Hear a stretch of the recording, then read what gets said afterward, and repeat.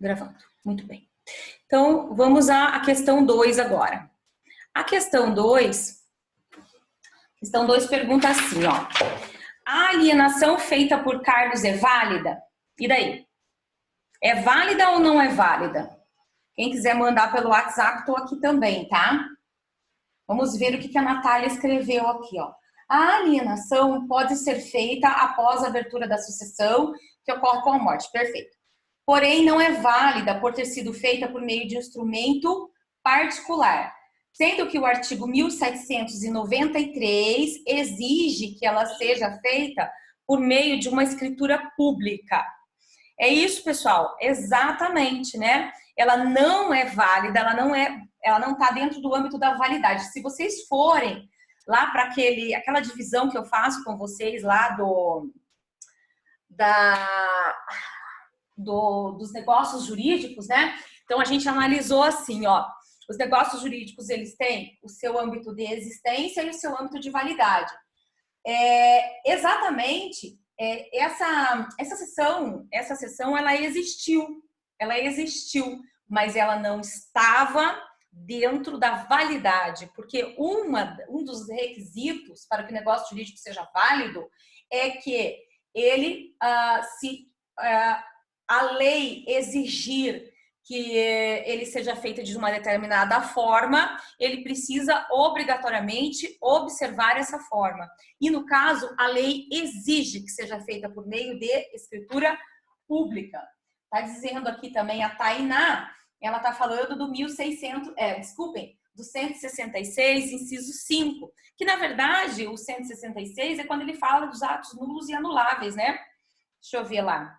O 1666, inciso 5, diz assim, ó, é nulo o negócio jurídico quando for preterida, exatamente, é isso que eu estava falando, né? Quando for preterida alguma solenidade que a lei considere essencial para a sua validade.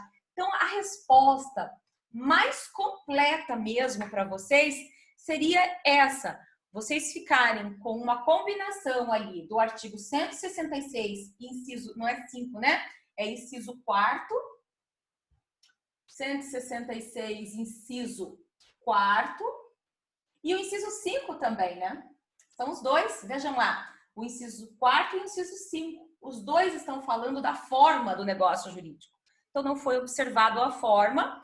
Então, vocês podem responder artigo 166. Bom dia, professora. Sou acadêmica. Meu Deus, quem? A Ingrid.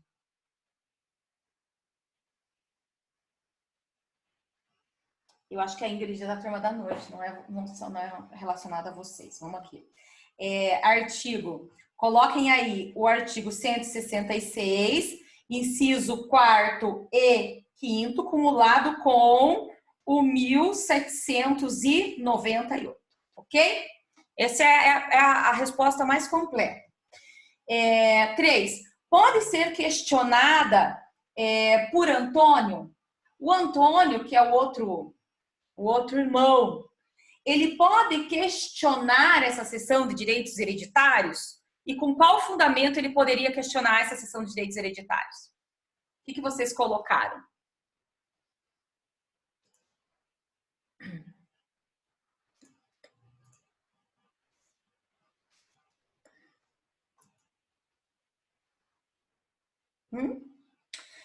Bom, a Natália colocou assim, ó. Pode ser questionada por Antônio porque Carlos não respeitou o direito de preferência. Exato. Parece, pelo problema que a gente teve aqui, parece realmente que ele não respeitou o direito de preferência, que não fala em momento nenhum, né? Só fala que ele fez a cessão para esse terceiro. Então, dá a impressão de que ele não respeitou o direito de preferência, que é ali do 1795. Então, pode ser questionada por Antônio, porque Carlos não respeitou o direito de preferência, conforme a analogia do artigo 27 da lei, exatamente, né? Da lei lá de locação, da lei 8.245 de 91, e assim, de acordo com o artigo 1795, Antônio terá o prazo de 180 dias para propor essa ação. Então, sim, o Antônio ele pode promover uma ação, é a ação anulatória de negócio jurídico, tá? E essa ação anulatória de negócio jurídico, então ele espera o quê? Ele espera que o juiz declare que a anulação desse negócio jurídico, tá? Ela tem o prazo de 180 dias, a partir do quê? A partir da ciência da cessão de direitos, né? A partir do momento que ele toma ciência de que os direitos foram cedidos. Perfeito. Muito bem. Quarta, que eu acho que é a mais complicadinha, né? Então, o filho de Carlos, cadê? O filho de Carlos pode questionar a alienação dos bens feita por seu pai? Na verdade, são duas perguntas, né? São duas perguntas que estão aqui nessa quarta. Então, ele pode questionar? E a segunda parte da questão é: e o próprio Carlos, ele pode questionar? Então, vamos conversar primeiro a respeito do filho, tá? O filho. Como é que é o nome do filho? O filho do Carlos é o Luiz, né? É isso? Não, o Luiz é o terceiro. Não fala do filho. O filho é o Valdemar. O filho é o Valdemar. O Valdemar, gente, ele, em princípio, não há como, não tem porquê, não existe como ele questionar essa cessão de direitos hereditários. Vamos ver o que está escrito aqui, ó.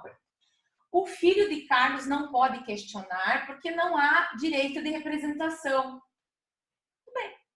É isso que a gente estava estudando agora, a questão do direito de representação. Tá? Olha lá, não há direito de representação, conforme consta no artigo 1811 do Código Civil. Quando a gente fala, então, portanto, assim, ó, que não há direito de representação, o que significa? Significa que o Valdemar, ele não tem direito nenhum a essa herança. Se houve a renúncia, desculpem, aqui não é a renúncia, né? Se houve a cessão de direitos hereditários, ele não vai representar ninguém nessa herança, porque ele não tem o que receber. Os direitos hereditários, o seu pai, aceitou e transferiu. Tá? Então, ele aceitou e transferiu. Então, ele cedeu esses direitos hereditários. Tá bom? Então, o filho não, o Valdemar não tem como. Mas e o próprio Carlos, gente? O próprio Carlos. O que vocês acham?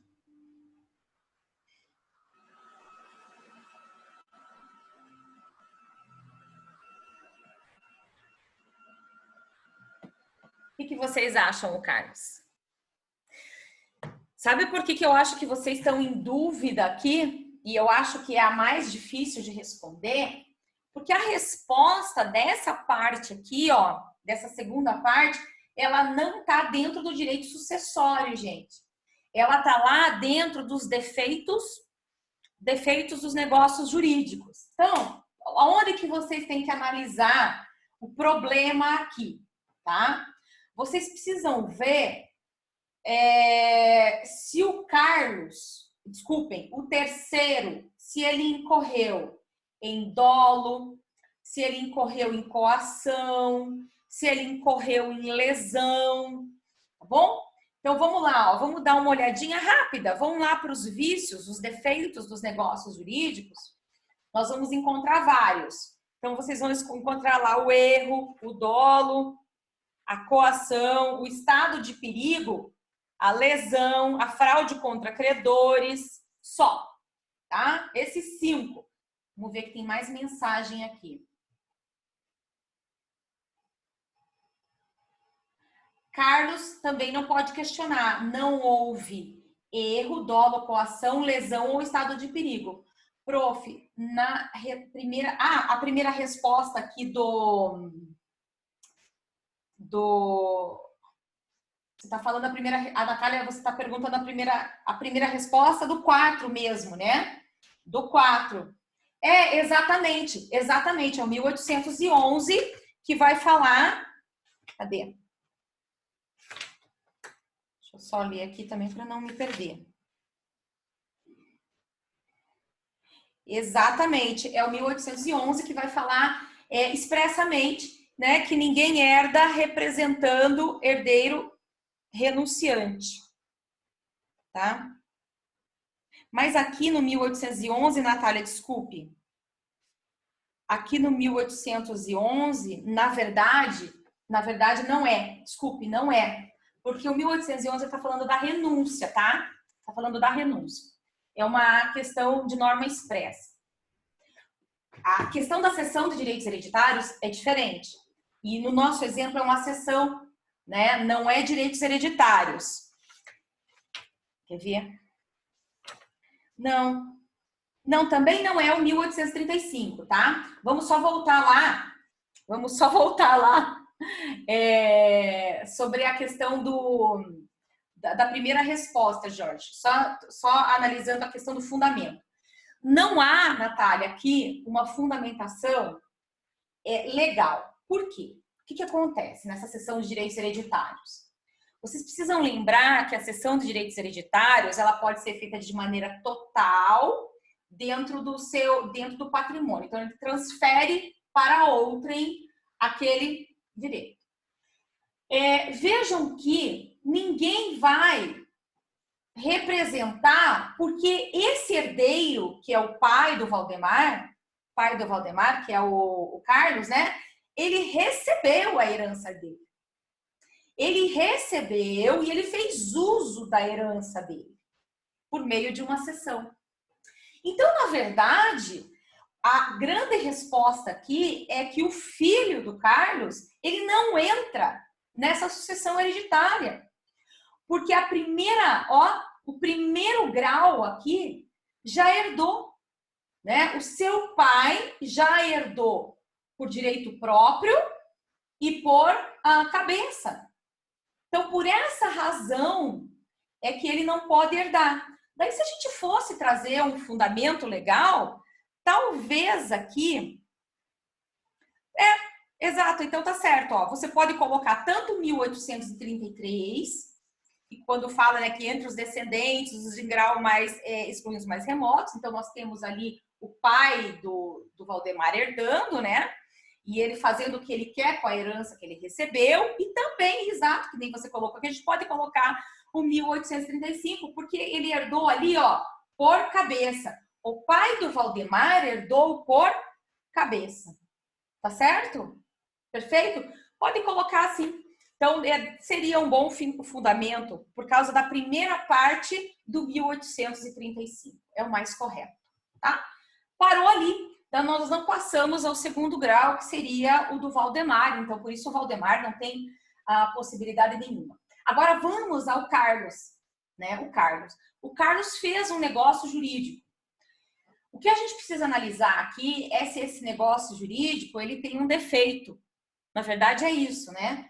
Então, não é uma questão apenas sucessória, mas é dentro dos defeitos dos negócios jurídicos. Vamos ver o que o Jorge colocou. Poderia haver uma confusão nessa questão sobre o estado de saúde do filho, quanto ao estado de perigo.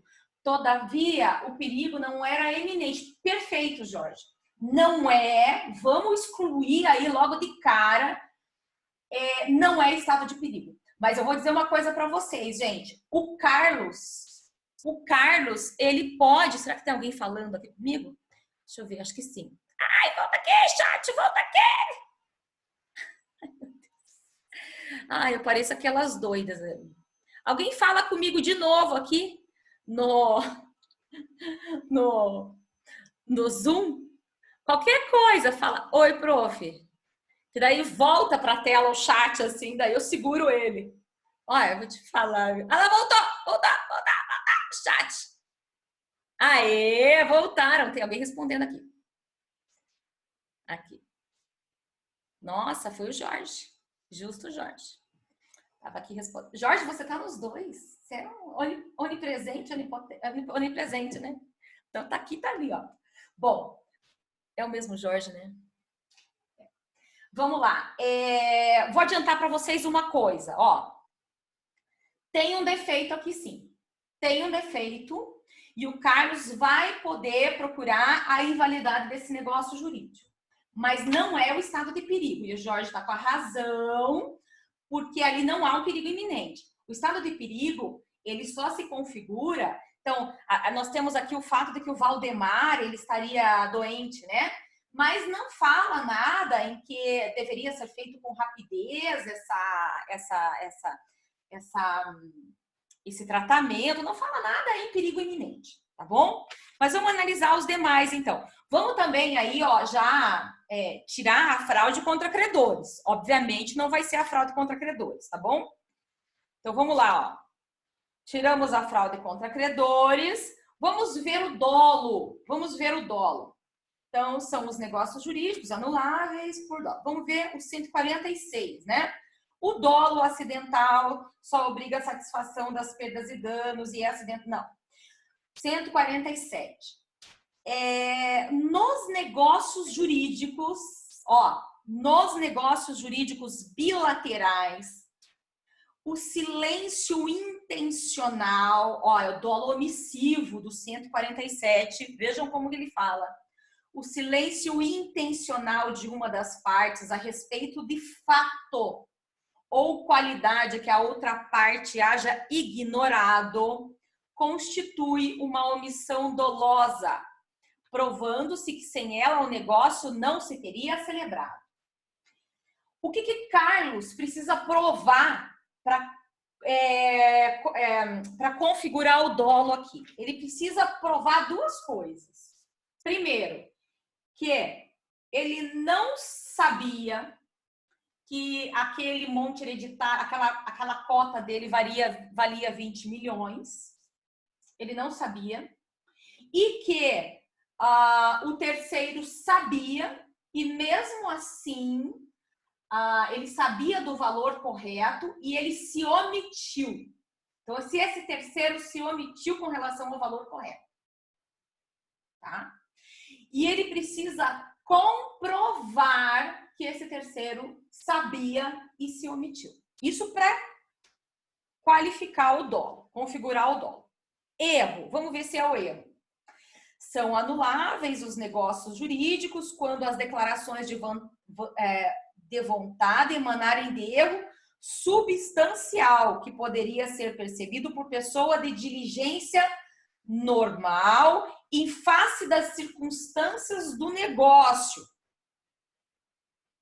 Diligência normal, quando o código fala, é assim, é aquela diligência que qualquer ser humano pode ter com relação ao negócio, tá?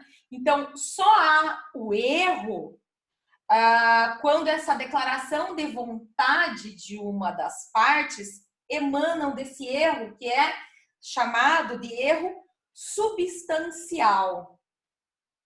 Eu acho que não vai classificar aqui o erro, tá? Vamos ver a lesão. A lesão. Ocorre a lesão quando uma pessoa sob premente necessidade, olha, premente não é iminente, tá? Ó, premente é diferente de iminente. A premente é uma coisa angustiante, é uma coisa que a gente tem dentro da gente. Ai, aquilo não sai da gente, tá? Isso é o premente. Deixa eu abrir o chat melhor aqui para ver se tem mais. Oi, tá. Premente é angustiante. Então, ocorre a lesão quando uma pessoa sob premente necessidade, esse é o elemento subjetivo da lesão, né? Ou por inexperiência, se obriga a uma prestação manifestadamente desproporcional ao valor da prestação oposta. Então, eu entrego alguma coisa por um valor irrisório, por exemplo. Isso aqui me parece uma lesão. Eu acho, gente, que para essa questão aqui, nós conseguimos configurar o dolo e conseguimos configurar a lesão, tá? Os dois.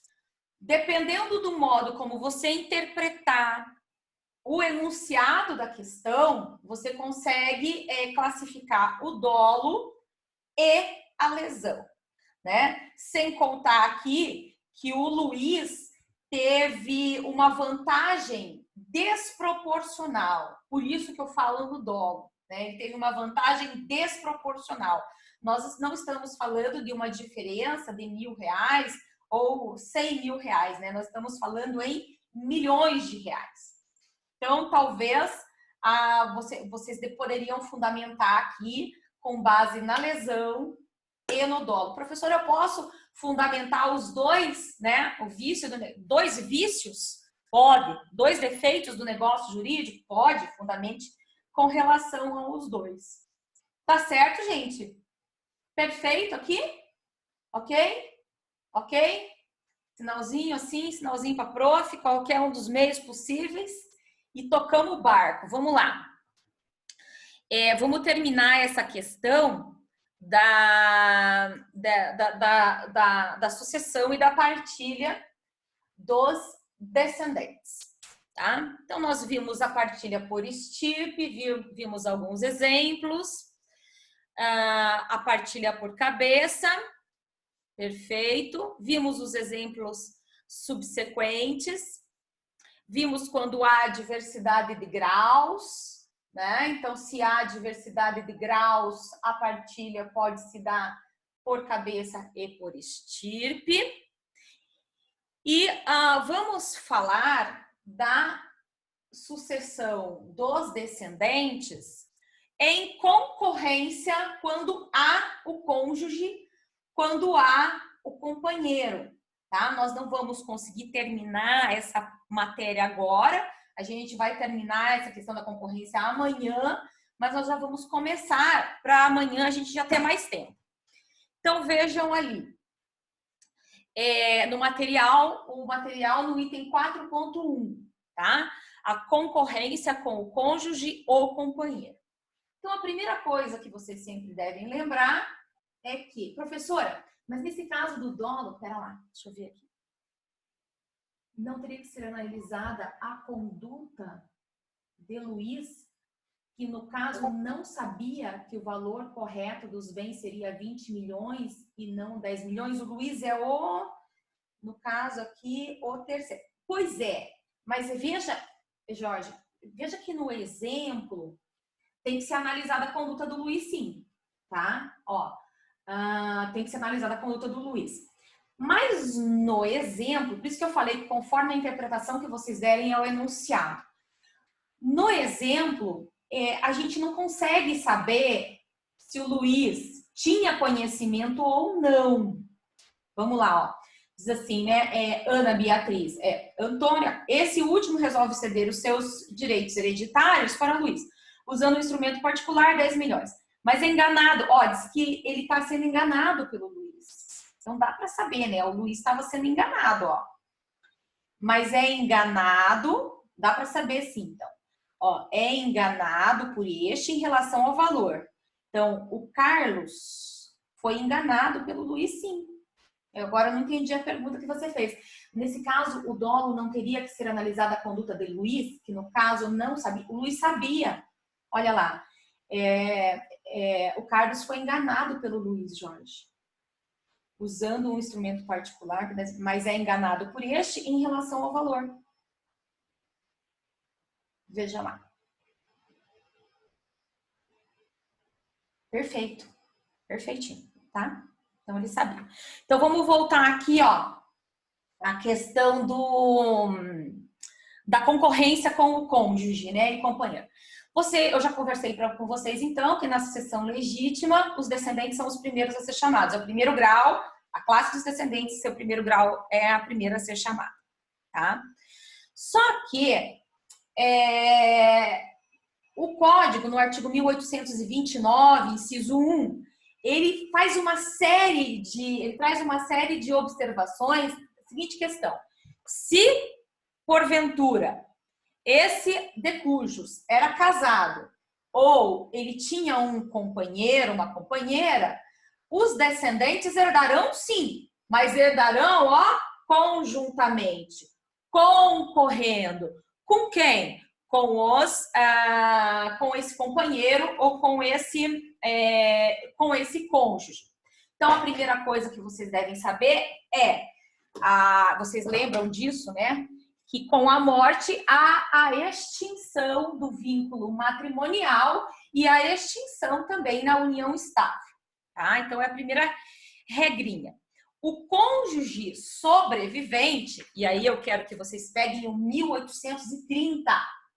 Gente, o 1830, ele tem uma interpretação majoritária hoje, a qual eu não concordo, eu discordo completamente, mas vamos conversar sobre esse 1830, eu preciso dar para vocês, não a minha interpretação, mas a interpretação majoritária, né? Aqui tem entendido.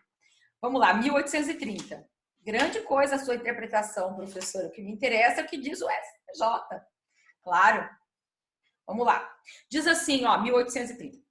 Somente é reconhecido direito sucessório ao cônjuge sobrevivente se ao tempo da morte do outro não estavam separados judicialmente. Tá? Bom, primeiro erro aqui é a questão da separação judicial, né?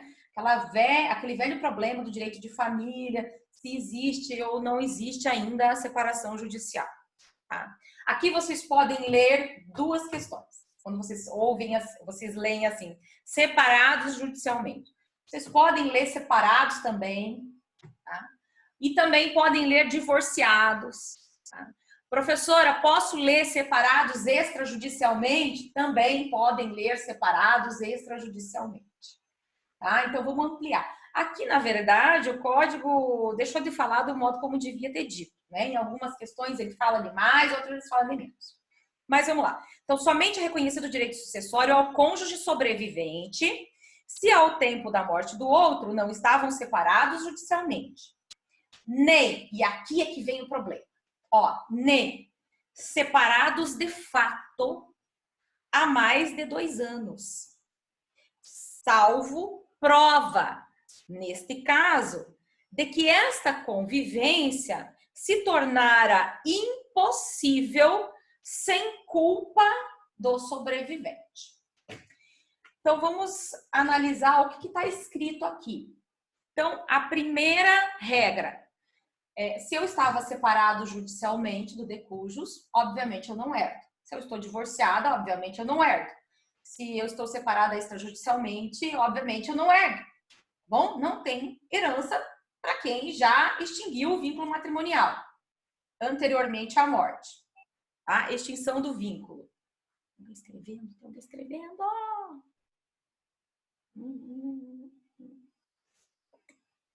Não tem ninguém escrevendo nada.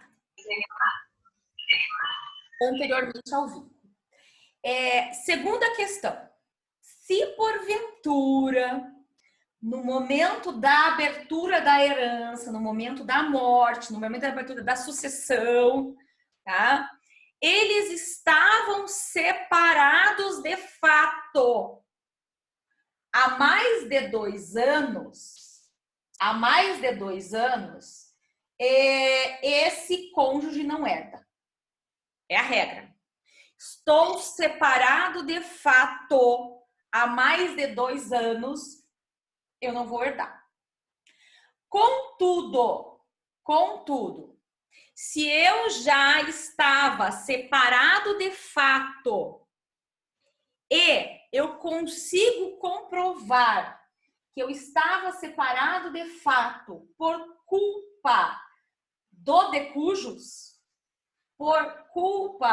pelo fato de que eu não conseguia mais conviver com o de cujus, aí eu posso herdar, tá bom? Bom, qual é a minha opinião? A minha opinião é que não se analisa mais culpa na separação. Não há mais como fazer a análise da culpa.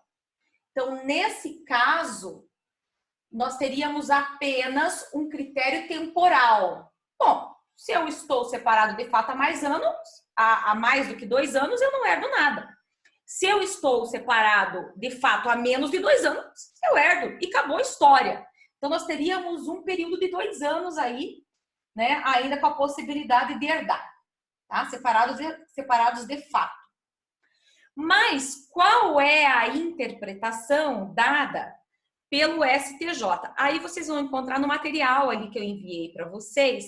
Eu coloquei em azul no material, está escrito assim, ó, vamos vamos ler qual é a interpretação dada pelo STJ. Discussão de culpa na sucessão do cônjuge, separado de fato há mais de 2 anos. Então, ele está separado de fato há mais de 2 anos. Ocorrendo a morte de um dos cônjuges, após 2 anos da separação de fato do casal, olha o que diz o STJ, é legalmente relevante para fins sucessórios. Então, ele está dizendo, olha, para a sucessão, ainda vamos analisar a culpa mortuária, tá? Ainda vamos analisar se esse coitado, além de morrer, ele teve culpa. Veja que nós estamos analisando a culpa de alguém que já está falecido, tá? É legalmente relevante para fins sucessórios a discussão da culpa do cônjuge sobrevivente pela ruptura da vida em comum, cabendo a ele o ônus de comprovar que a convivência do casal se tornara insuportável sem a sua culpa. Se a culpa não é dele, a culpa é de quem? A culpa é do falecido. E é aí que a gente precisa comprovar que a culpa é do falecido. Assim, em regra, o cônjuge separado há mais de 2 anos não é herdeiro. Temos aí uma barreira temporal. Separado há mais de 2 anos, eu não sou herdeiro. Salvo se. Então, tiramos a barreira temporal, né? Então, eu posso ser herdeiro 3, 4 anos após a separação de fato. Então, salvo se o cônjuge sobrevivente provar que não teve culpa pela separação. Então, ele precisa comprovar, sobrevivente, que a culpa não é dele. Se a culpa não é dele, a culpa é do morto. Não tem outra pessoa que a gente culpar. A gente não vai culpar as crianças, né? Mas essa interpretação que eu estou trazendo para vocês aí da 4ª turma, teve como relatoria a ministra Maria Isabel Galotti, né? Maria Isabel Galotti. Essa é a interpretação prevalecente hoje no STJ, tá? Havia essa discussão, né, de que não poderia se fazer a análise de culpa mortuária, porque se a gente não consegue culpar, é aquilo que eu estou falando, né? Se a culpa não é do sobrevivente, a culpa é do morto. Então, como é que a gente vai analisar a culpa do falecido? Mas a interpretação majoritária é essa do STF que eu trouxe para vocês aí no material. Tá? Então, é isso que se segue. Regra, pessoas separadas de fato herdam até 2 anos, né? Se estão separados de fato no período ali, em até 2 anos, desculpe, se a pessoa faleceu no período de até 2 anos da separação de fato, tá? Após esse período, pode ser herdeiro? Pode, desde que ele comprove, esse cônjuge superste, sobrevivente, comprove que ele não teve culpa nessa separação de fato. Aí ele pode ser herdeiro, sei lá, até quanto tempo. Perfeito? Muito bem. Essa é a aula de hoje. Acho que eu não tenho nenhuma observação, não. Amanhã a gente vai começar a fazer a divisão para ver dentro dos regimes, né, dos regimes de bens, de casamento, né, quem herda e quem não herda. Quem é herdeiro e quem só é meeiro. Quem é meeiro e não é herdeiro, tá bom? Então, vamos ficando por aqui. Muito obrigada a vocês. Grande beijo. Amanhã a gente conversa. Questões podem continuar colocando no chat, enfim, tá bom? Se tiver alguma pergunta, prof, a Jaque já tem. Vamos lá. Duas perguntas. Trabalho para fazer capa? Não. Ó, assim, não. Eu não pedi lá que vocês fizessem a capa. Professor de metodologia do ensino jurídico, eles querem matar a gente, né? Eles ficam ensinando a fazer essas coisas todas, que tá super correto, tá bom? Super correto. Mas aí eu chego e falo assim, não precisa fazer a capa não, tá? Mas eu acho assim, eu deveria ter apontado lá, então, o que eu queria dentro das regras metodológicas. Daí, como eu não apontei, pode fazer sem capa, tá? Então, em forma de texto, podendo ser citação e com referência, exatamente. Citação e referência é sempre o mais correto, tá? Qualquer texto, inclusive, tanto a citação e referência, vocês podem usar na petição inicial, em todos os documentos que vocês forem fazer, em contestação, né? Então, é um modo de se fazer correto, né? E, enfim, isso sim, tá bom? Mas a capa não precisa, não. Tá bom? Não falem lá para o professor de metodologia de vocês, que eu não pedi a capa. Deixa eu ver que tem a Natália aqui. Quem que tá falando? Está nos slides da aula passada o e-mail dela. Prof, qual e-mail é para mandar? Ah, tá. Tá lá no slide, sim. Mas vamos aqui também, ó. borgonhone@hotmail.com. Tá aí também, tá bom? Certo, gente? Então, até amanhã. Vou falar de novo. Lavem as mãos, tomem um pouco de sol, não fiquem só dentro de casa. Gente, eu tô de saco cheio de ficar dentro de casa, não aguento mais. Mas vamos indo. Vamos tomar um sol hoje, que tem um solzinho lá fora. Para quem mora em apartamento, coloca a perna para fora. Tá bom? Beijo. Fiquem com Deus.